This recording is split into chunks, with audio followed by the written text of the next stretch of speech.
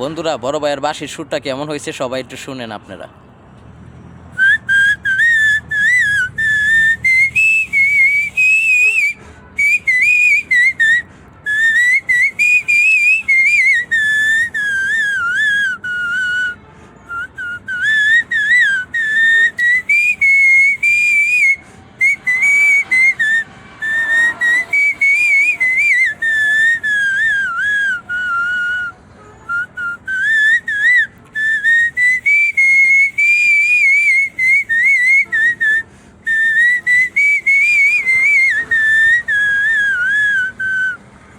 বড় ভাই অভিজ্ঞতা কত দিনের?